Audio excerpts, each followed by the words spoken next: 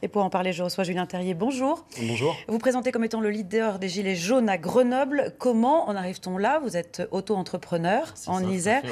Comment en êtes-vous arrivé là, à diriger ce mouvement aujourd'hui? Le mouvement a été lancé à la base de Paris sur la hausse des carburants qui m'a été relayée. La formation m'a été relayée par un ami à moi, un ami proche. On a vu qu'il n'y avait pas d'événement créé sur Grenoble, alors que ça se diffusait un petit peu dans toutes les régions. Donc d'un coup d'un seul, on a décidé de créer l'événement. Et en une semaine, on s'est retrouvé avec 3000 participants sur l'événement. Ça a pris une ampleur assez démesurée. Là, vous attendez combien de personnes, par exemple, pour demain? Vous avez une idée déjà? Aujourd'hui, le chiffre qu'on a sur les réseaux sociaux, c'est le seul que je vais pouvoir vous donner, c'est 7400 personnes qui suivent le mouvement. Sur Grenoble? Sur Grenoble, tout à fait. Alors, quels seront les principaux points noirs sur Grenoble? On l'a entendu. Est-ce qu'il y en a d'autres prévus?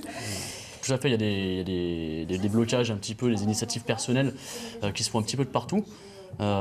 Sur Rives, sur Voiron, sur Sassenage, la Mure, etc. aux alentours. Est-ce que vous avez déclaré ces Non, blocages? nous n'avons pas déclaré parce qu'on sort du cadre de la manifestation.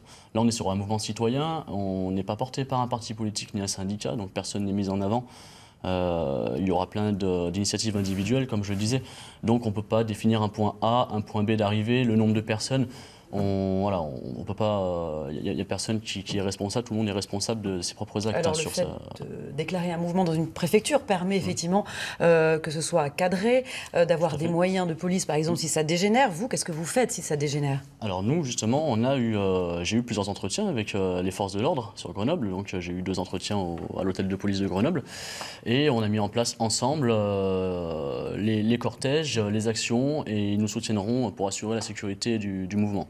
Il y aura des voies d'accès, d'urgence? Il y aura des voies d'accès d'urgence qui seront réservées pour les véhicules d'urgence, les véhicules prioritaires, ou les personnes qui doivent travailler à l'hôpital ou qui ont des urgences. Qu'est-ce que vous répondez aux personnes qui disent que c'est un mouvement anti-écologie?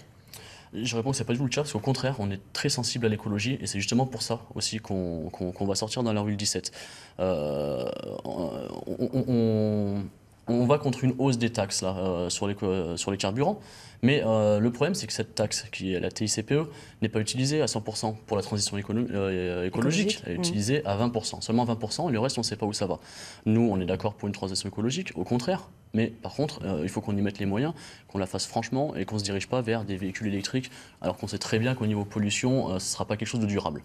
On nous propose un vrai projet. Voilà. Et ça s'arrêtera demain, le mouvement, ou à votre avis ça continuera assez rapidement? Ça dépendra de l'écoute du gouvernement par rapport à ce mouvement. Merci beaucoup, Julien Terrier, d'être venu sur notre plateau. Merci. Merci à vous.